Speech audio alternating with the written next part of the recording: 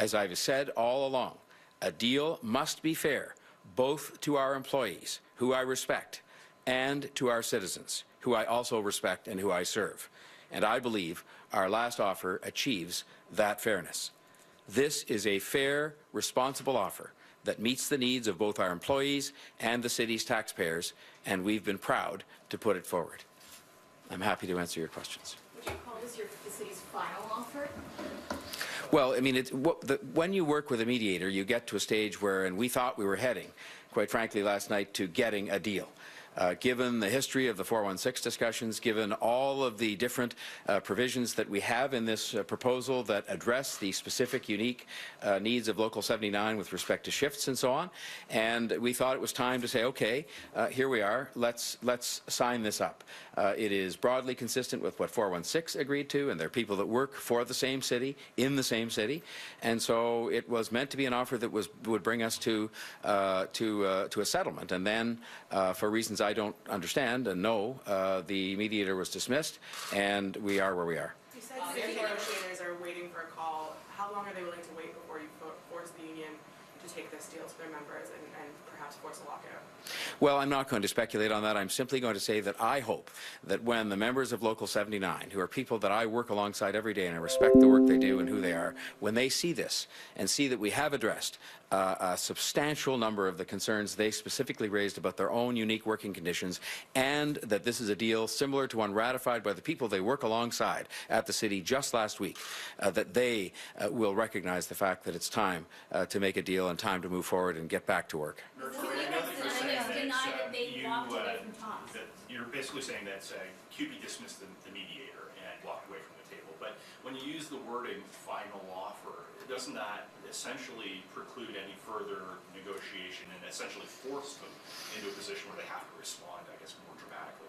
I think I have indicated that the framework of the offer that is on the table and that remains on the table and that we're putting onto the website so that the employees can see it is one that addresses the issues that were raised by Local 79 more unique to their membership, and it also replicates a deal ratified by the people they work alongside each and every day for the city. It leaves them at the end, by the way, with overall job conditions, overall conditions of employment that are among the best anybody has in the province of Ontario, private or public sector, in terms of everything taken as a whole. And I think that is fine, but I think it also has to be taken into account in assessing what we're putting in front of the members of the Union Local today and the people of Toronto so they can see what we're doing. I don't think you can get any more honest and transparent than to put the actual offer in the exact words that it was presented to the union on the table, on the website, so everybody can see what we're offering and can see once that offer, if it were to be accepted, would still leave our employees with among the best working conditions of anybody in the province of Ontario. Ending the jobs for life provision, what kinds of roles are you hoping that would be open for contracting out in the future? I'm not going to speculate on that. I will just simply say to you this: there is no, sort of list that exists at all. But the working conditions that would exist with respect to job security and a number of other matters after the proposals that are presently contained in the offer dealing with job security were to be implemented still leave 73% of their membership covered by provisions that would be more substantial than provisions any other employee anywhere else in the province of Ontario in any business has with respect to job security. And so I would say again, this agreement overall, this proposed agreement overall that we have put forward in good faith last night is one that addresses the issues that Local 79 has raised with us on shifts and on equity in the workplace and opportunities going forward, and at the same time replicates most of the conditions that Local 416 ratified last week, the people they work right alongside for the city, and still leaves our employees, or would leave them with, among the best working conditions, if not the best, in all of Ontario.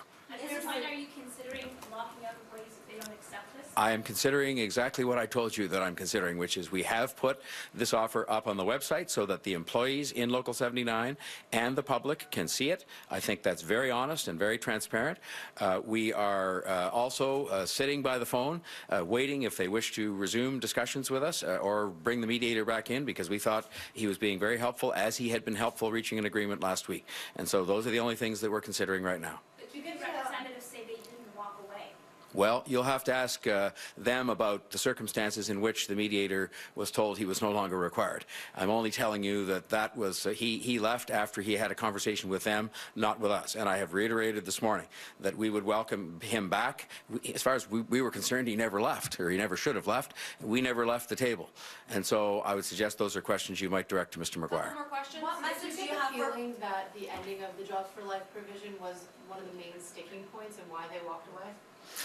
I think that you have to take these things as a whole. And I think, again, I would say that the job security provisions after our proposal would be implemented, if they accepted it, would be among the most generous or the most solid that any employees anywhere in the province of Ontario have, in any business, any union, any government in Ontario.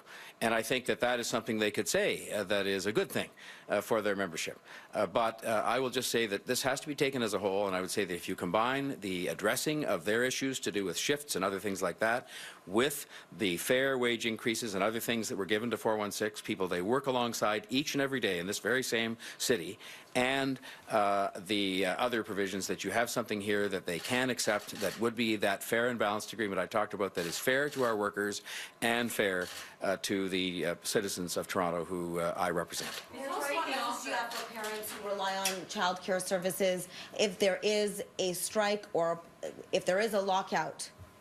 I would say to those parents simply that our position continues to be that we would like to press forward to try and get a collective agreement so there isn't any interruption in the services of child care or any other service, and that they too should have a look at the offer that we've made to the people whose work they value, as I do. I respect our workers. I like them. I get along with them. I see them every day. But I have a job to do.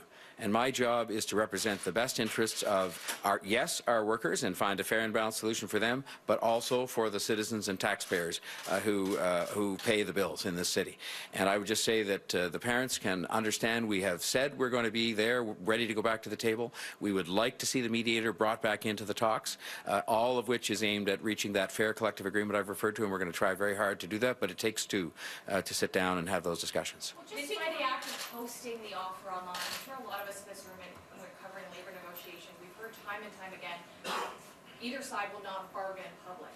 Are you all concerned that this could backfire? This could be a huge slight to the union by you posting the offer publicly? No, I can tell you that what is sometimes taken in that context is if you put a new offer that they've never seen onto a website or gave a press release on that. We have not done that. We presented an offer to them.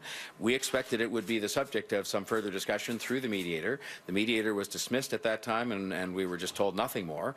And I would just say to you that the notion of communicating to the membership of a given union, anyone, Local 79 or any other, is quite customary. Everybody's been having press conferences all the way through outlining what some of these issues are. And so, no, it was not meant to be that way. It was meant to be open and transparent so that the members of the union, who I've said I respect and who we work with every day, and the public could see exactly, not an editorialized version of what we're doing, but just the exact wording of the offer we put forward and make their own assessment of that, rather than doing it through the filter of what I say or what anybody else says on the other side of the table. Monsieur Tory, qu'est-ce que ça veut dire quand Je ne parle pas français aujourd'hui parce que c'est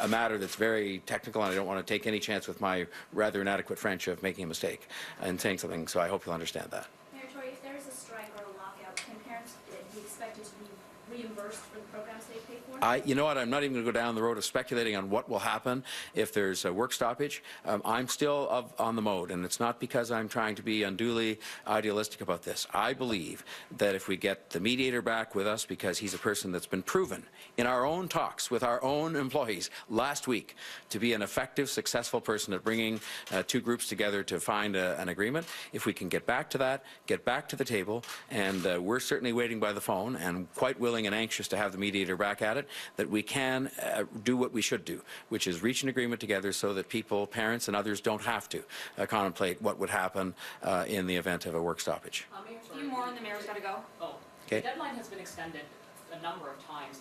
Have we sort of put in place another deadline, or are we looking at that, or are we just sitting by the phone, as you say? Well, again, we were in the midst of negotiations with the mediator, putting forward a proposal at 8:30 last night.